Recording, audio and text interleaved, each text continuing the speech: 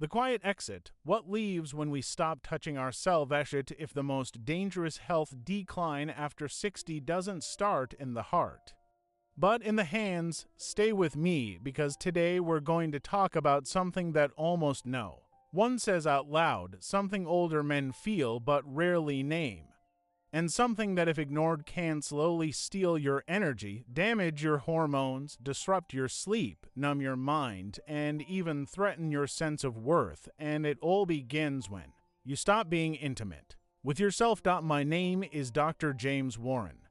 For 35 years, I've walked with men through the long, winding terrain of aging, from strong beginnings to painful silences, from full-bodied life to the soft gray of self-forgetting. And what I've seen again and again is that when a man crosses into his 60s, something shifts. He stops reaching for himself, not just sexually but gently, curiously, respectfully. He stops placing his hand on his chest. He stops exploring his own longing. And often, without realizing it, he starts disappearing. Let me tell you about a man I'll call Robert. He was 68 when I met him, a widower, retired Navy, strong in the way only silence can build. He hadn't been touched in for years by another or by himself. He came to my office for fatigue, said he was sleeping too much, said he didn't care much about anything anymore. We ran all the usual labs. They were unremarkable, but his voice was low, almost like it didn't want to be heard. I asked him gently, when was the last time you did something just for your body? Not for hygiene, not for a checkup, something tender, something curious. He stared at me, not in anger but confusion, like the question itself belonged to a different world. He said, I don't do that anymore. That's for younger men. No, Robert, that's for living men. You see, we were never meant to give up our connection to touch. The act of self-intimacy, whether it's sexual, emotional, or simply being present with your own body, isn't just pleasure. It's biology. It keeps your prostate active. It stabilizes your testosterone. It trains your nervous system to rest. It even improves cognition through hormonal feedback loops that science is only beginning to understand. But perhaps most importantly, it tells your brain that you still matter. When that disappears, slowly but surely, systems begin to shut down. Not dramatically, quietly. A little less motivation, a little more irritability. Nights become fragmented. Erections fade. Confidence dims, not because of disease, but because of neglect.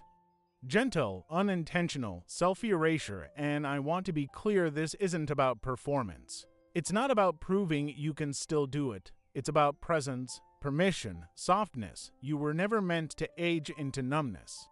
You were meant to age into sensation, a different kind, perhaps, but no less holy. Robert began a small practice, no pills, no partner, just 5 minutes in the morning with his hand on his heart.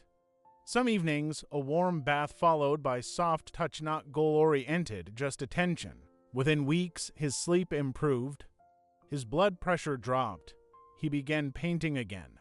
And one day, he looked at me and said, Doc, I think I like myself again. That's where we begin, not with diets or supplements or gym routines, but with return to the self, to the skin, to the sacred truth that we are not past feeling. In part 2, we'll explore what really happens to the prostate when you go silent and why touch might be the most underrated form of preventive medicine for men over 60. But for now, pause. Place a hand on your chest, breathe in, and just ask, what if I'm not done yet?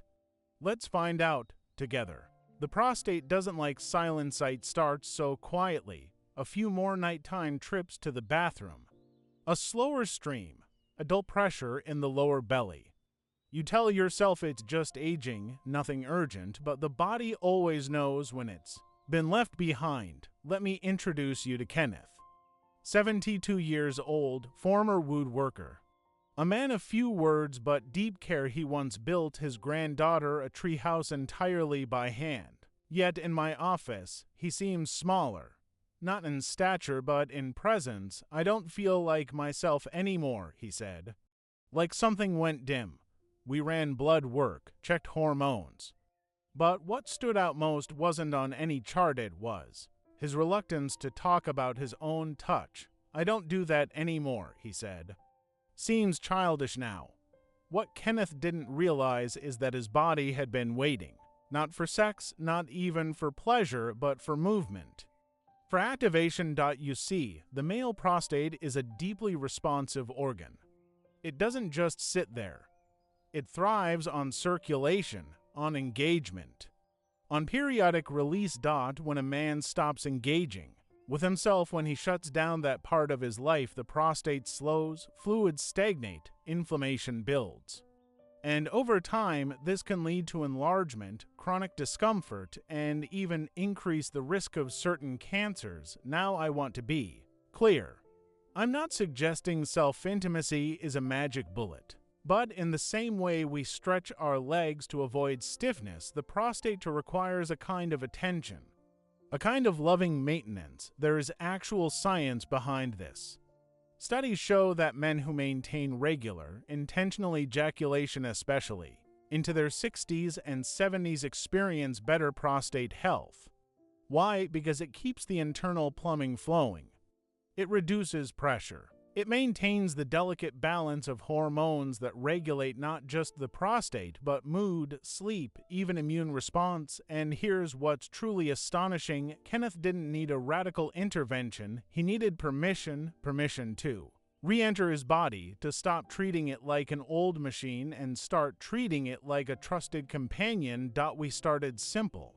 Guided breath work, gentle pelvic floor exercises, a warm compress before bed, and when he was ready, a return to self-touch. Not as obligation, not as proof, but as kindness. 6 months later, his urologic symptoms had diminished, his lab markers improved. But what moved me most was his voice. "I built that tree house with my hands," he said one day. "Maybe I need to remember they can build other things too." Men over 60 are often taught to retire not just from work but from their own bodies, to live in their heads, to talk about memory, taxes, aches, but never about skin or warmth, or the gentle hum of a healthy prostate. And that silence, it can cost you more than comfort. It can cost you time. In Part 3, we'll explore how abandoning self-connection doesn't just affect your body but your brain.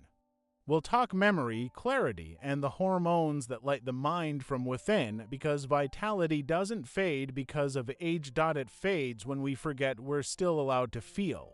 When the mind goes quiet, the brain's hidden need for intimacy. It happened to Thomas slowly. First, he forgot the name of a neighbor's dog.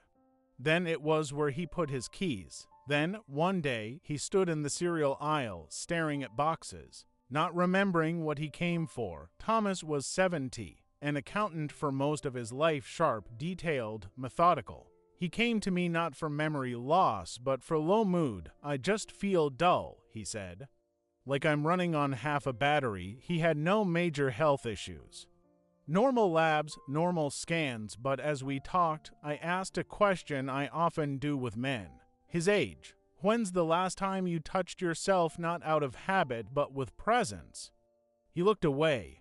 "I haven't, in years, not because of shame, not because of belief, just forgot." Like it slipped off the list of things that mattered, and that's the problem. What Thomas didn't know, and what most men are never told, is that self-intimacy isn't just about the body.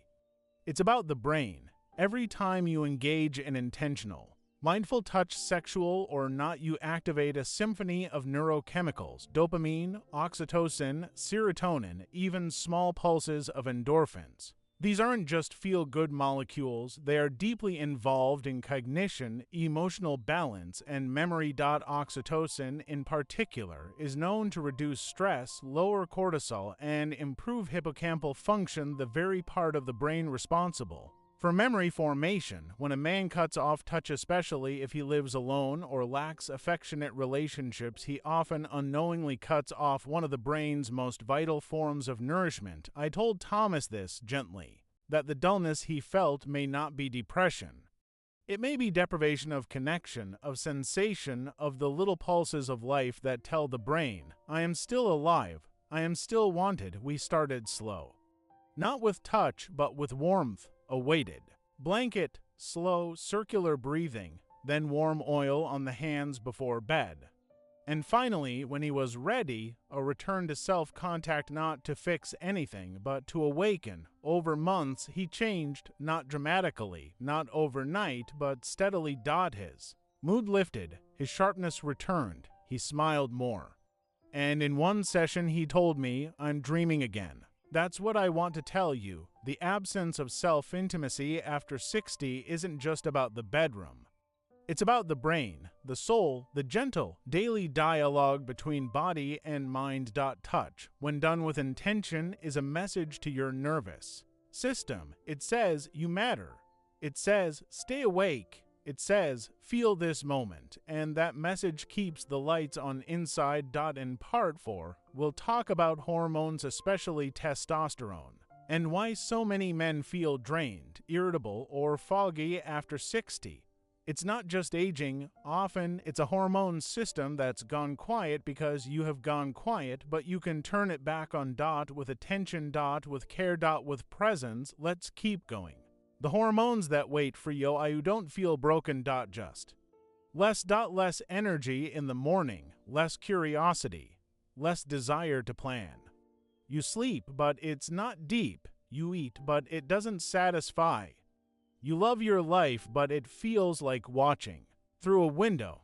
This was Richard's story, a 66-year-old teacher, now retired. He had always been vibrant, a storyteller, a gardener, a man who used to dance in his kitchen. But when he came to see me, he looked worn out in a way that had nothing to do with age. I don't feel like me, he said. When I asked about intimacy with others or with himself, he shrugged. It's not on the radar. That part of me feels like it shut down. And so had his hormones, because here's the truth many doctors fail to explain. Your endocrine system, your delicate orchestra of testosterone, dopamine, serotonin, and cortisol responds to how you live, how you move, how you feel, how often you touch and are touched. And especially whether or not you initiate intimacy with yourself. You see, sexual touch, even solo, especially solo, is not just a release, it is a signal. It tells the hypothalamus, the command center in your brain, that you are still participating in life. That signal prompts the production of luteinizing hormone LH, which stimulates your testes to produce testosterone. Without that signal, your testosterone gently drops, not because it must, but because the body has read your silence as surrender. And here's the astonishing part. This drop doesn't just affect libido. It affects energy, sleep cycles, red blood cell production, fat distribution, memory, confidence, even your immune response. I told Richard this. I showed him his labs. I explained how his hormone system wasn't broken, it was waiting for a cue from him. So we started gently. Not with pills, with rhythm, sunlight in the morning, movement after meals, a dedicated nighttime routine with soft music and warmth. Then, when he felt ready, mindful self-touch, not as a performance, but as a ritual, a way of saying, I am still here. I still belong to myself. Within weeks, his sleep deepened, his mood lightened. And his wife, who hadn't known what we were doing, told me privately, he's more himself again. He laughs more. He even kissed my neck like he used to. That's not magic. That's physiology, but it begins with something much deeper than biology. It begins with permission. To come home to yourself. To know that tending to your desire, even alone, is not selfish. It's sacred. In part 5, we'll explore the connection between self-touch and sleep, why so many older men suffer from insomnia, and how touch, yes, even solo, even at 70, can restore the deep rest your brain and body long for. But tonight, before you reach for a pill or the remote or your phone, what if you reached inward? Let's talk tomorrow. The night is waiting for you. There's a special kind of loneliness that comes at 2:37 a.m. The house is silent. The ceiling stares back. Your body is tired, but your mind won't let go. Thoughts loop. Regret whispers. Your legs twitch, you shift. The pillow. Nothing helps. I've seen this story hundreds of times. Men in their 60s, 70s, 80s who can't sleep through the night. They try warm milk, melatonin, even medications. But still, they lie awake, wondering, what happened? Why can't I rest? Let me tell you about Elias, 74 years old, lived alone since his wife passed. He was healthy by all medical standards, yet plagued by sleepless nights. I just don't get tired anymore, he said, but when we talked longer about routine, emotion, touch, he confessed something else. I haven't been touched by anyone in years. Not even by myself. His voice broke there, and that's when it clicked. You see, sleep is not just a physical function. It's an emotional permission. The nervous system needs signals that say, you're safe now. You can let go. One of the most powerful of those signals, intimacy. Even if it's with yourself, self-touch, especially when it's slow and mindful, triggers oxytocin, the bonding hormone. Oxytocin reduces cortisol, lowers blood pressure, slows your heart rate, and invites the parasympathetic nervous system, the part of you that governs rest, to come forward. In simpler terms, touch, especially loving, non-rushed touch, tells your brain it's okay to stop holding the world right now. Elias didn't need a sleep aid. He needed connection. So we created a ritual. Each night before bed, he turned off all screens, lit a candle, sat in silence for 5 minutes, just breathing. Then, with warm oil, he touched his arms, chest, thighs slowly, reverently, not to arouse, not to do anything. Just to say, I'm still here. I still deserve care. After a week, his sleep improved. After a month, he slept through the night for the first time in 5 years, but the most beautiful part. He told me, I used to feel like I disappeared when the sun went down. Now I feel ... kept. Sleep is a deeply physical need, but it's also an emotional one.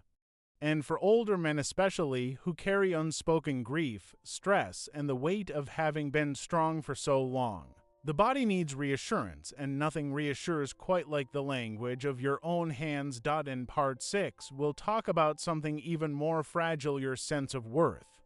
How the absence of touch, even from yourself, can quietly whisper lies about who you are, and how reconnecting physically might just rescue your self-esteem. But for now, as the night draws close, don't just prepare your bed, prepare your body, because you're not done deserving peace. Not yet. The mirror remembers you. There is a moment quiet, almost imperceptible, when a man stops seeing himself, not in a dramatic way. Not with despair, but with distance. He shaves, but no longer looks into his eyes. He buttons his shirt, but doesn't notice the softness in his hands. He walks past the mirror and glances away, and slowly, invisibly, he begins to forget that he is someone worth touching. This is what happened to Malcolm. 69, widowed, kind-eyed, and generous. A grandfather of 5, he had cared for his wife during her final illness. 3 long years of caretaking, grief, and silence. When she passed, Malcolm didn't just lose her. He lost himself. I haven't been intimate with anyone, he said. But worse, I don't think I've been intimate with me either. His voice shook on that last part. We talked long about this. About the difference between being alone and being absent from your own life, because when touch disappears not just from others, but from your own hands, so often dignity fades with it. The body feels forgotten. And the mind follows suit. Here's something most men are never told. The way you treat your own body shapes how your brain defines your worth. This is not a metaphor. It's neurobiology. When you approach yourself with avoidance, your nervous system interprets that as threat or shame. Over time, this reshapes the brain's default mode network, the system involved in identity, memory, and emotional regulation. In plain language, you stop being the hero in your own story, but the opposite is also true. When you return to your skin not for function, but for kindness, your brain begins to light up again. Your chemistry changes, dopamine rises, self-trust rebuilds, you feel real again. Malcolm didn't need advice. He needed a reintroduction. So we began, like always, with something small. Each morning, he looked in the mirror and said one sentence aloud, "I am still here." He began massaging lotion into his shoulders after showers, not quickly, not carelessly. With presence, with attention, eventually, he reclaimed his evenings. Turned off the television, sat in silence. Put a hand over his heart, and just listened, and then, in his own time, he touched himself again, not with shame, not with guilt, but as a man who remembered that he is still a man, alive, worthy. The transformation was quiet, but it changed everything. His posture shifted. His energy returned. His grandchildren said, "Grandpa laughs more now," and when I asked him what felt different, he said, "I stopped waiting for someone else to remind me I matter, so here's the question I want you to sit with tonight. When did you last remind yourself? Not with words, with hands, with time.